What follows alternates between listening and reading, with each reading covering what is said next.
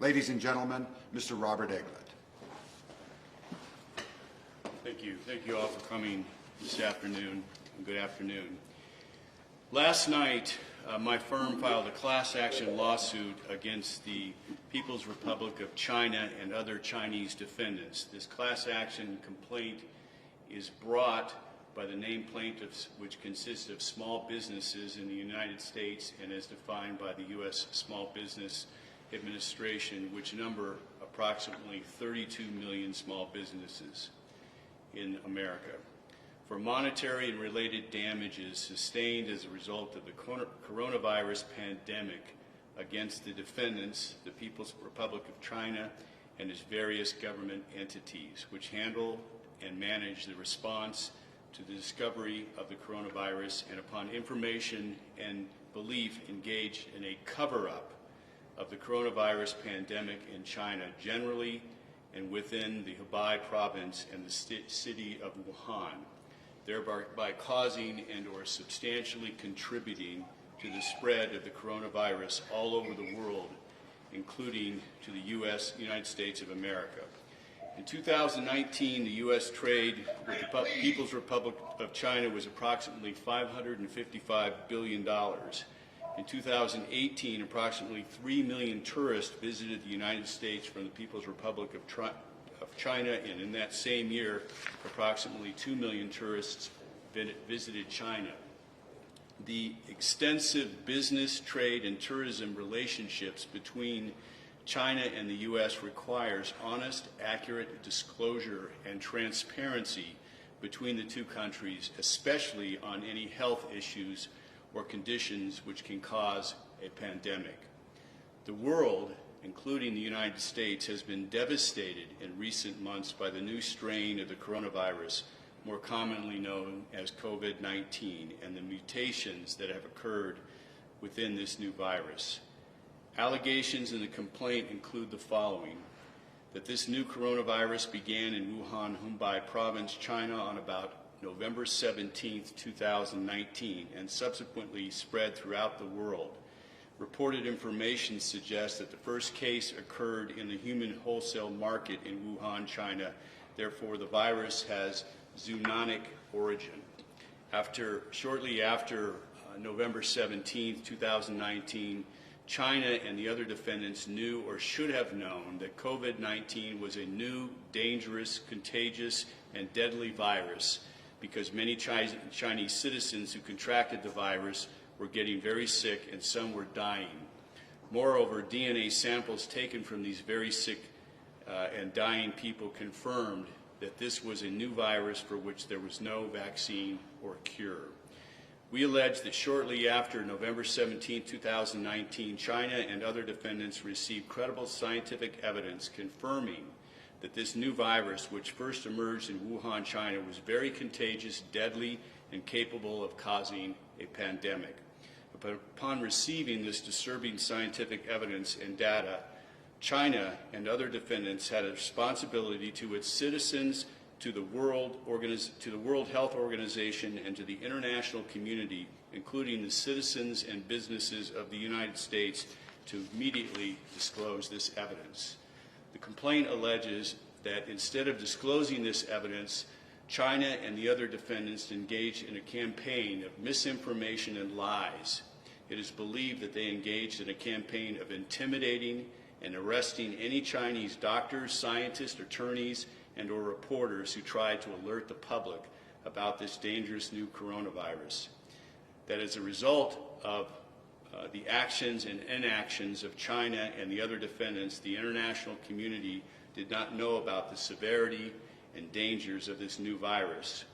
When the coronavirus reached the United States, it quickly led to an unprecedented health crisis. This virus has infected many thousands of Americans, and though it is suspected that there are exponentially more Americans unknowingly carrying this virus and has made many of those Americans very sick, as of today, over 46,000 people in the United States have been infected with this new coronavirus, and over 392,000 in the world have been infected.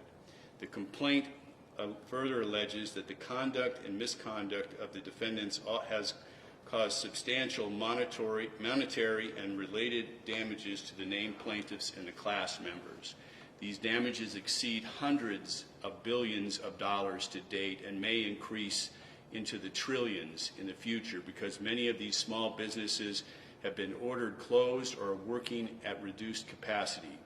The defendant's conduct and misconduct has caused and will continue to cause the named plaintiffs and class members to suffer, among other things, reduced revenues, reduced profits, and or the closure of many U.S. small businesses.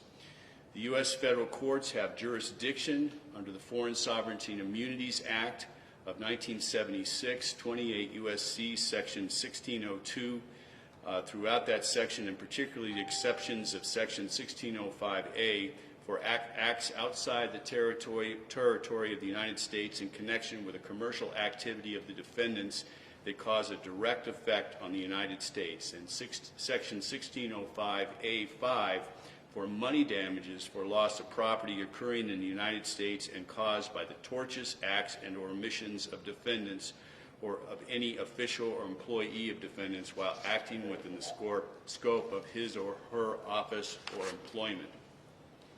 There is an exception to jurisdiction under the FSIA for discretionary acts because, as this complaint alleges, the defendants have acted clearly contrary to the precepts of humanity, transparency, and or their conduct is prohibited by the internal laws of the People's Republic of China and its provincial and municipal governments. Moreover, on March 19, 2020, the People's Republic of China admitted that the Wuhan police acted improperly when they intimidated and forced Dr. Li Wanliang, who was a whistleblower that exposed the existence and dangers of this new virus, to sign a false statement. This coerced false statement, in effect, had Dr. Wanliang deny that a new virus had been discovered and was killing people in China. Then the defendants used this false statement to mislead the international community, including the United States, regarding the seriousness of this new virus and the immense catastrophe that it could cause to countries, peoples, and businesses all over the world. Millions of U.S. small businesses have been forced to close or have been forced to substantially reduce their operations. These numbers are expected to rise as governors, county commissioners, and city mayors all over the U.S. are ordering small businesses to close or reduce their operations. The complaint further alleges that between November 17, 2019, when the first case of this new virus was first detected, until February 11, 2020, when the World Health Organization declared the COVID-19 outbreak a pandemic, the People's Republic of China and the other defendants intentionally misled the international community about the coronavirus and its devastating medical and economic effects. Moreover, the defendants covered up the severity of this health pandemic. In order to effectuate this cover-up, it is believed that defendants intimidated doctors, scientists, journalists, and lawyers and ordered the destruction of medical testing and data, which would have exposed defendants' attempted cover-up to the public. While defendants took those actions, defendants told the public that everything was under control. In truth, the medical crisis was out of control. The complaint alleges that because of the rising threats, the U.S. has barred plane travel from China, the European Union, and most countries in the world. Conventions, functions, and events have been canceled. The playing season for all professional sports in the United States have been suspended indefinitely. Hotels and casinos in most states have been closed. Shows and cinemas have been closed. Many restaurants have been closed. Tourism has been decimated. Millions of small businesses are closed. For the businesses that remain open, they have few customers. The complaint alleges that China and other defendants are part of a totalitarian governmental system, and part of this system involves exaggerating good news while suppressing bad news. The discovery of a new contagious and deadly virus that started in Wuhan, China was bad news. international treaties, agreements, and common decency require that China and the other defendants to inform the international community shortly after November 17, 2019, about this new, dangerous, contagious, and deadly virus. They did not. Instead, they engaged in a campaign of falsehoods, misinformation, cover-up, and destruction of evidence.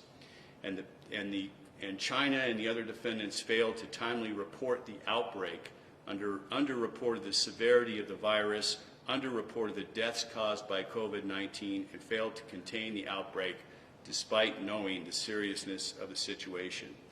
President Trump issued an executive order banning foreign nationals other than the immediate family of U.S. citizens and permanent residents who have traveled in China in the past 14 days from entering the U.S. effective February 2nd, 2020. However, the complaint alleges that China and defendants from October 17,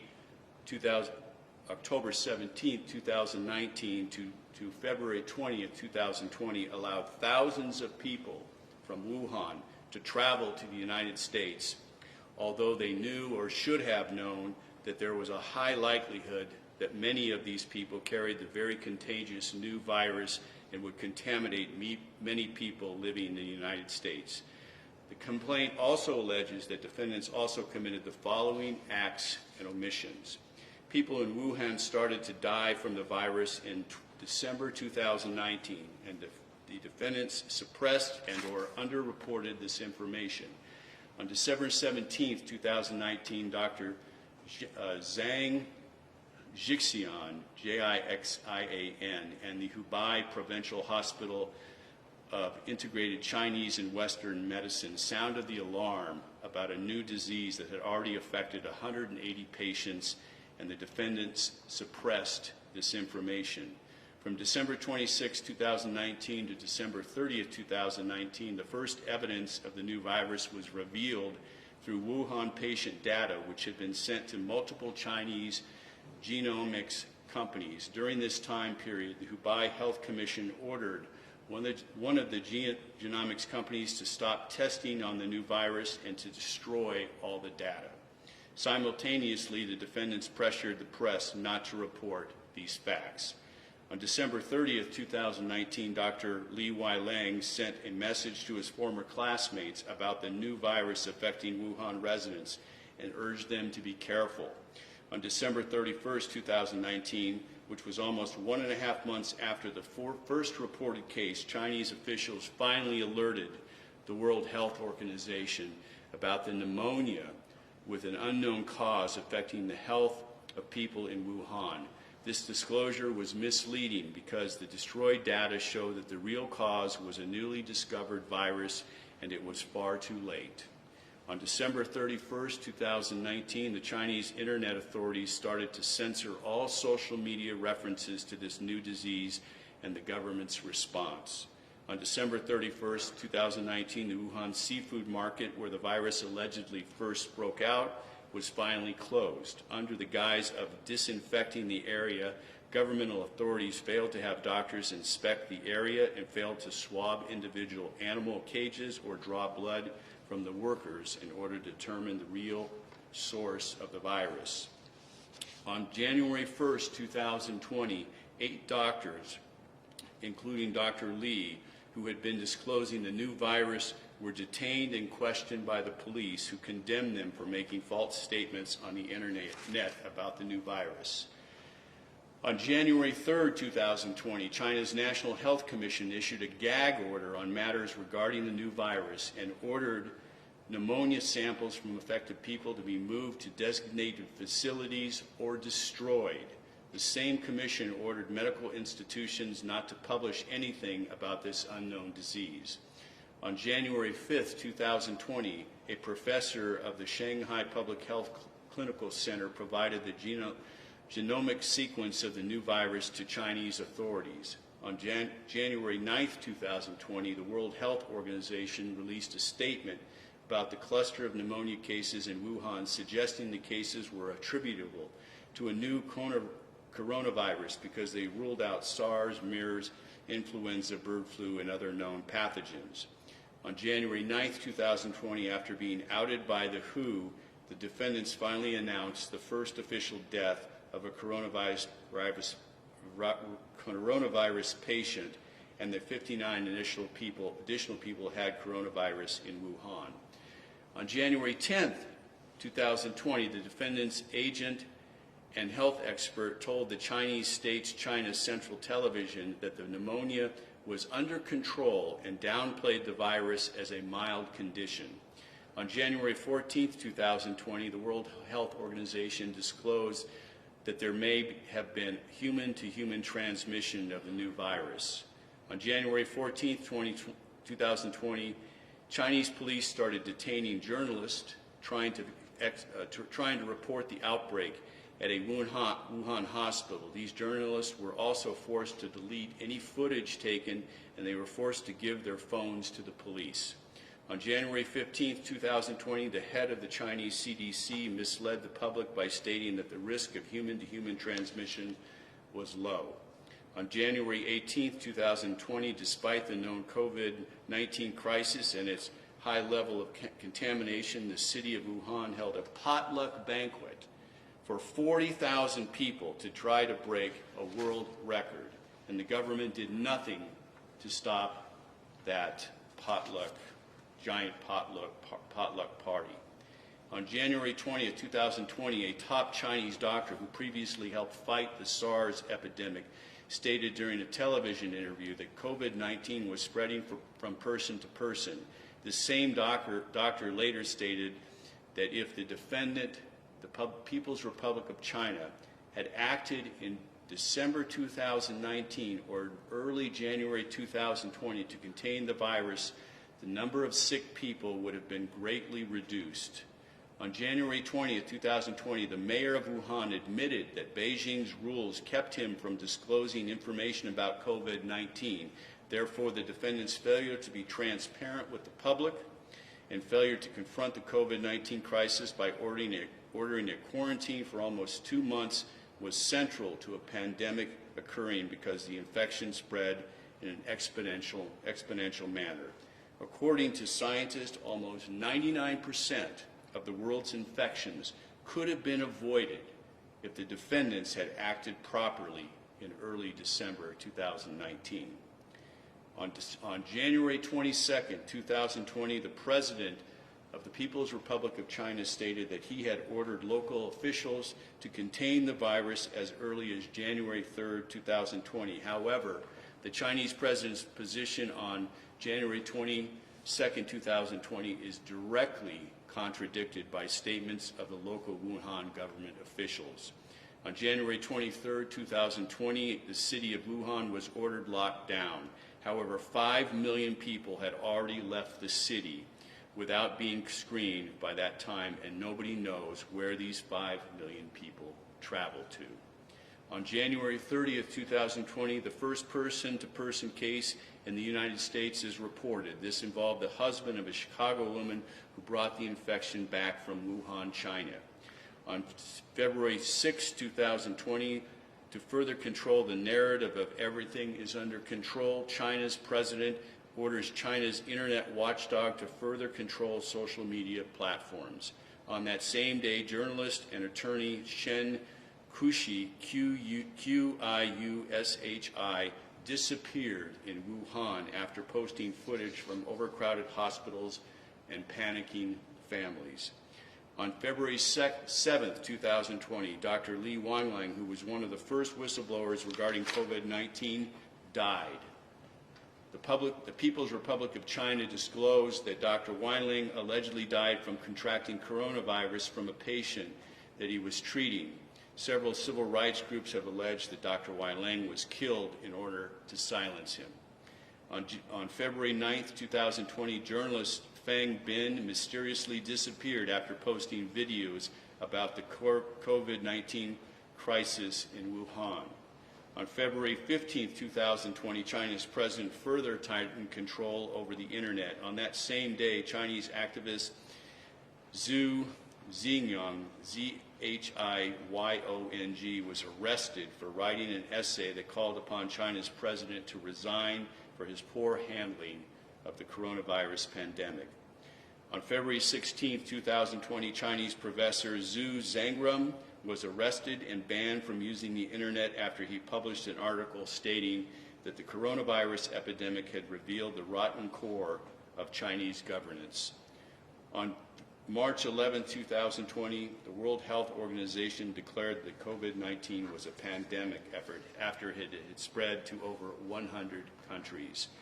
On March 14, 2020, another Chinese reporter, Ren Xinquan, Z-H-I-Q-I-A-N-G, disappeared after he criticized China's president's handling of the coronavirus epidemic.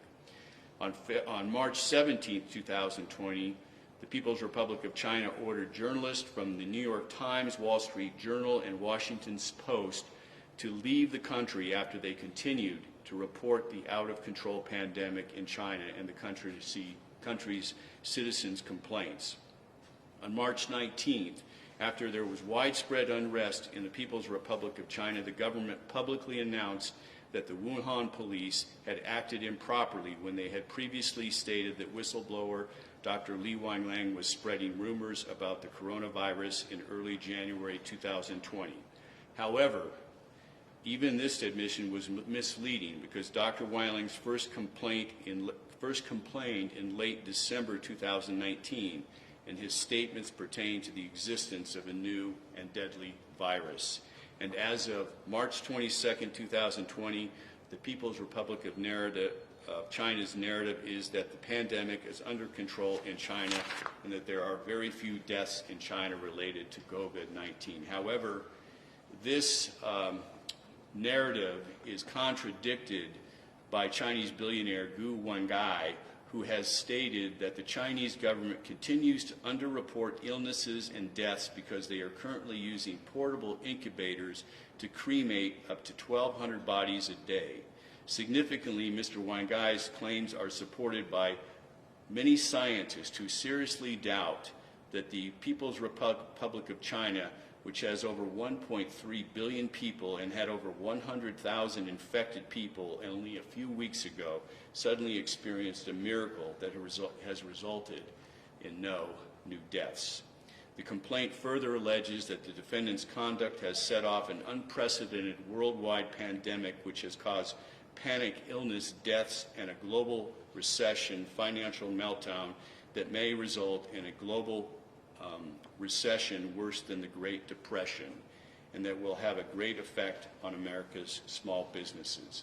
I want to stress and emphasize that this lawsuit and the allegations in it are against the government of the People's Republic of China and not the Chinese people. American Chinese people, as well as the people of China, are as much a victim of the People's Republic of China's government's actions and inactions as every other people of the world.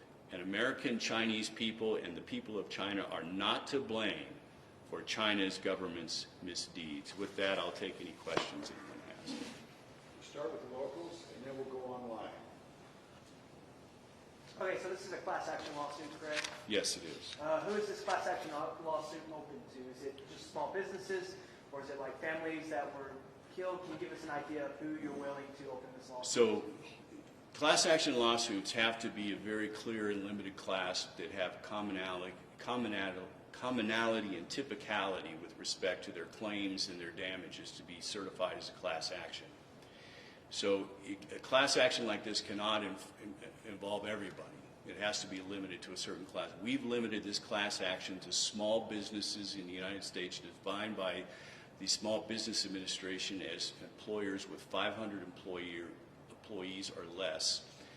Filing a lawsuit like this on behalf of all the large corporations or large multi-corporations that operate in the United States would be difficult because it would be they don't share the commonality with each other and typicality of particularly these small businesses. With respect to individuals, that would have to be, if a class action was even available there, it really would have to be, the individual would have to be broken in up to subclasses. For example, you could have individuals who were killed, resulted in wrongful death from the spread of this virus, individuals who got really sick and hospitalized, people who got sick but weren't hospitalized, and people who got the virus but didn't really get sick. So it could be multiple classes, but to do that, to group that all together in one class is unmanageable and likely will not get certified as a class action by any court. By what, in keeping with that, with the courts, by what mechanism do you intend to take this lawsuit forward? How do you intend to get compensation? Explain that to me. Well, China, like every other government in the world, which has international trade agreements with us and other contracts, as well as their membership in the World Health Organization, are required to be transparent, required to report things, particularly when it's things like this pandemic that started this year. They have to be transparent because their actions could have, and inactions could have, a negative effect on everybody else in the world. So they have a duty to America and the businesses of America to act properly and appropriately and report these things and not suppress them. And so they have breached that duty, as we alleged in the complaint. And we have jurisdiction over them because they're members of these organizations, and so they're subject to jurisdiction in our federal courts here. And so is that, how can they receive, can they not do trade anymore? Well, this isn't, we're not asking for injunctive relief or to stop any trade agreements. All of those are political issues. This case is not, lawsuit is not about politics. This is about the damages that have been caused to small businesses in America. So, that's somebody else's responsibility. That's Congress and the executive branch of our government's responsibility to determine those issues. But in some way, you have to coerce them to give money back, right? Well, they have a lot. China has a great deal of holdings in the United States, including, hundreds of millions, if not billions, of dollars in bonds here in the United States. I would suspect that China has trillions of assets here in the United States. So this judgment's collectible. Okay. Speaking of collectible, about how much would you, I know it's really hard right now, but can you give us an idea of how much compensation? It's hard to say. We're confident in saying that the damages so far, just so far, to the American small businesses are in the billions, probably the hundreds of billions of dollars at this point. Depending on how long this pandemic lasts, it could reach trillions.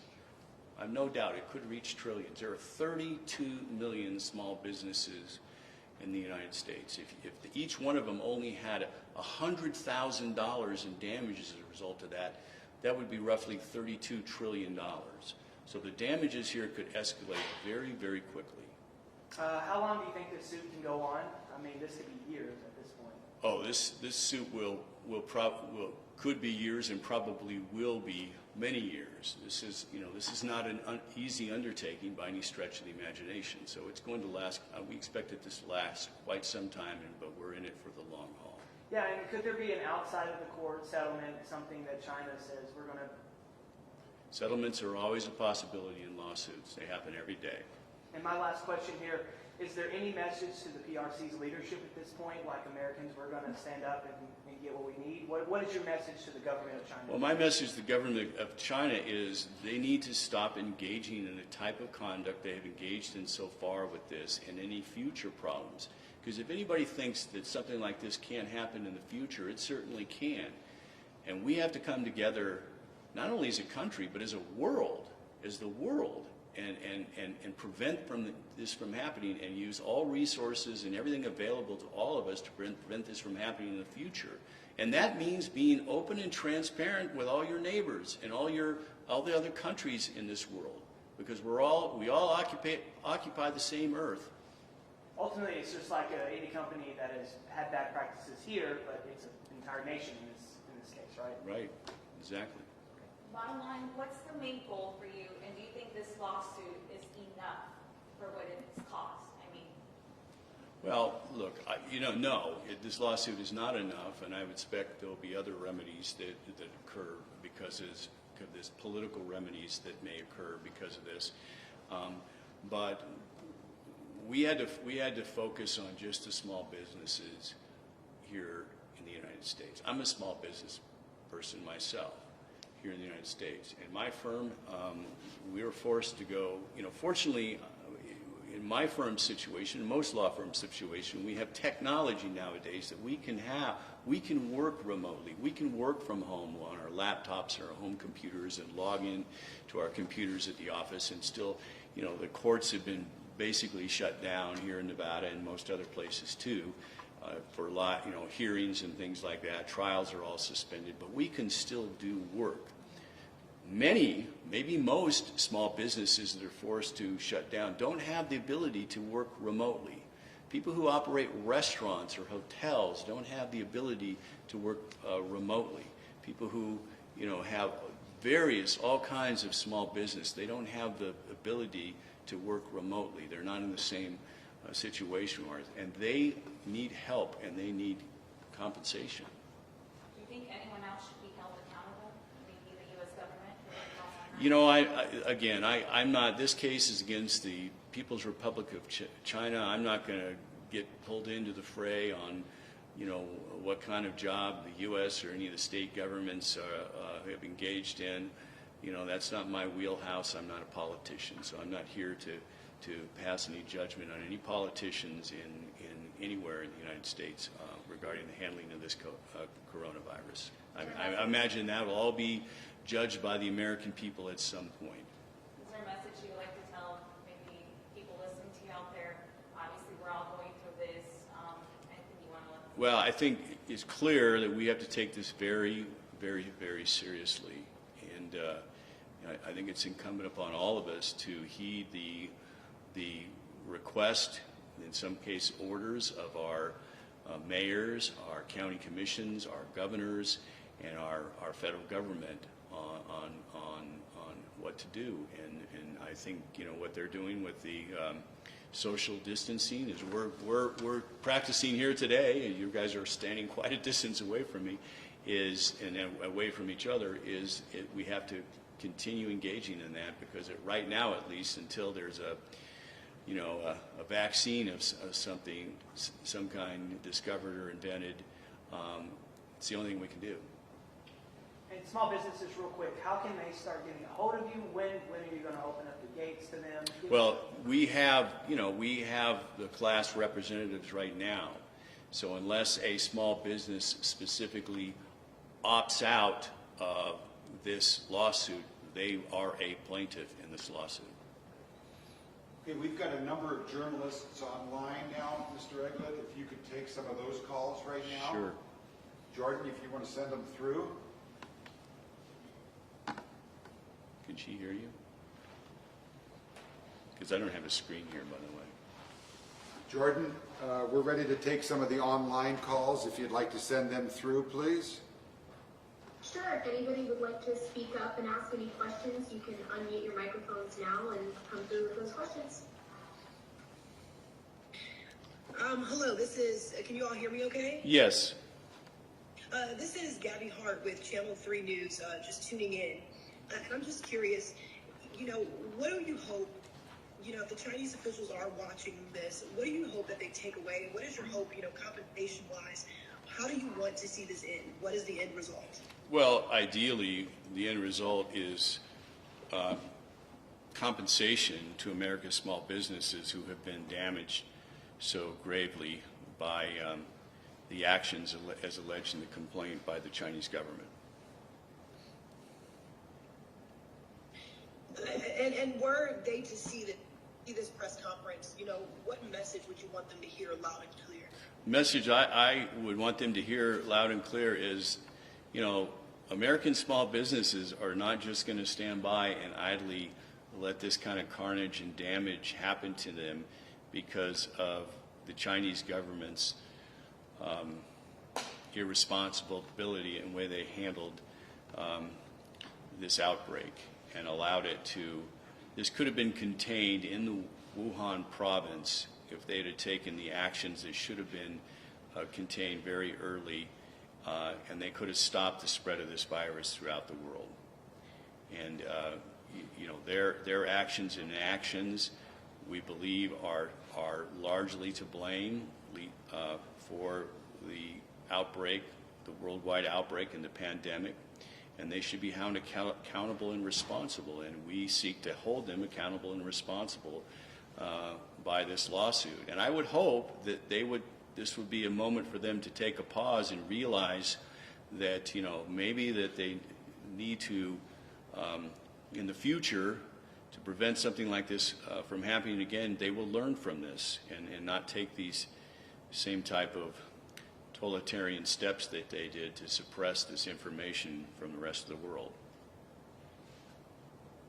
Mr. Eglet, you have a question on chat right now from David Ferrara at the Las Vegas Review-Journal. And the question is, how do you get around sovereign immunity? Well, under the Foreign Sovereign Immunity Act of 1976, there are exceptions when the foreign government engages in the conduct that they've engaged in here, and the sovereign immunity will not apply, in our view. Any other questions from anyone? Sure, there will always be challenges we receive in court, but we're prepared for them. Any other online questions that we can take right now?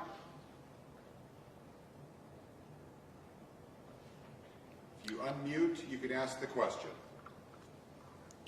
All right? Okay. I think we got it. Thank you Seeing no all. questions, thank you for everybody's Thank you very time. much. Take care.